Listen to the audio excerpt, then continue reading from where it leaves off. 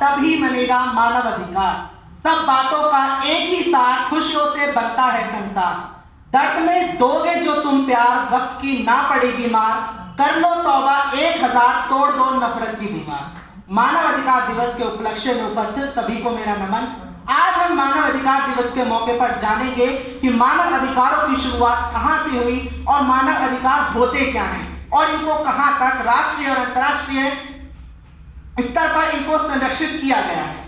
भारत में मानव अधिकार की उत्पत्ति बहुत पहले हुई थी। इसे बौद्ध धर्म, जैन धर्म के सिद्धांतों से आसानी से पहचाना जा सकता है।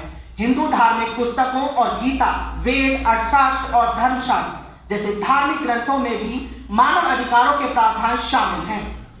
अकबर और जहांगीर जैसे मुस्लिम शासकों को भी उनके अधिकारों और न्याय के प्रति बहुत सराहना मिली।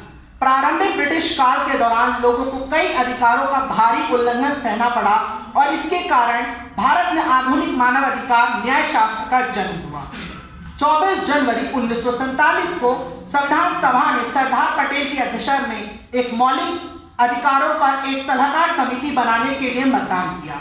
अधिकारों की मसौदा सूची doctor B R. Ambedkar, B N. Rao, K T. Shah, Harman Singh के, एम.सी. मुंशी और कांग्रेस विशेषज्ञ समिति द्वारा तैयार की गई थी। हालांकि कुछ संशोधन प्रस्तावित थे, लेकिन शामिल सिद्धांतों पर लगभग कोई असहमति नहीं थी।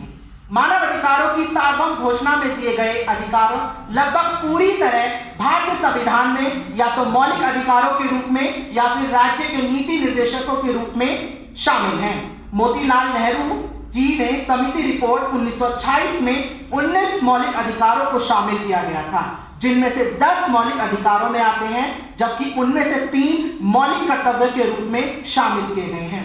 मानव अधिकारों की सार्वभौम घोषणा को 1948 में संयुक्त राष्ट्र महासभा द्वारा अपनाया गया था। यह घोषणा पत्र 10 दिसंबर 1948 को पेरिस में संयुक्त राष्ट्र महासभा द्वारा घोषित किया गया था और इसमें पहली बार मौलिक मानव अधिकारों को सार्वभौमिक रूप से संरक्षित करने का प्रावधान किया गया था। यह विचार अमेरिका की स्थापना के मूल में था।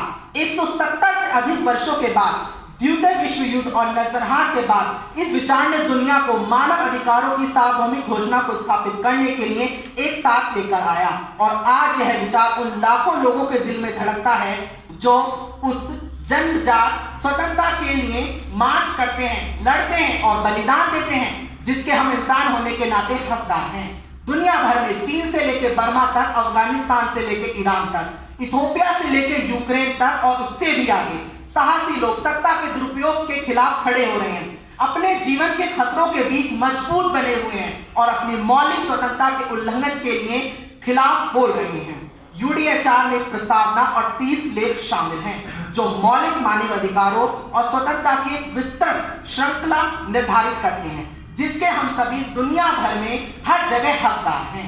1948 के मानव अधिकारों को सार्वभौम घोषणा का पहला अनुच्छेद ये कहता है कि सभी मनुष्य स्वतंत्र पैदा हुए हैं और सम्मान तथा अधिकारों के समान हैं। मानव अधिकारों की सार्वभौम घोषणा यह ऐतिहासिक दस्तावेज उन अपरिहार्य अधिकारों को स्थापित करता है जिनका एक इंसान के रूप में हर कोई जाति, रंग, धर्म, लिंग, भाषा, राजनीतिक या अन्य राय, राष्ट्रीय या सामाजिक मूल, संपत्ति, जन्म या अन्य स्थिति की परवाह किए बिना हकदार है। मानव अधिकारों की सार्वभौम घोषणा पत्र 500 से अधिक भाषाओं में उपलब्ध यह दुनिया का सबसे अधिक अनुवादित दस्तावेज है। 1948 में मानव अधिकारों की सार्वभौम घोषणा को अपनाने के बाद के दशकों में मानव अधिकारों को दुनिया भर में अधिक मान्यता प्राप्त और अधिक गारंटी प्राप्त हुई।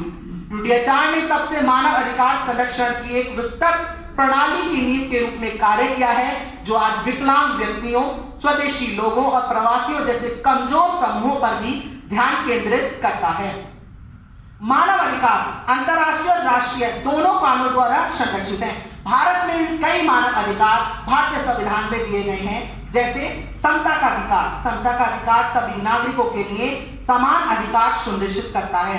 यह अधिकार जाति, धर्म, लिंग या जन्म स्थान के आधार पर असमानता पर भी रोक लगाता है।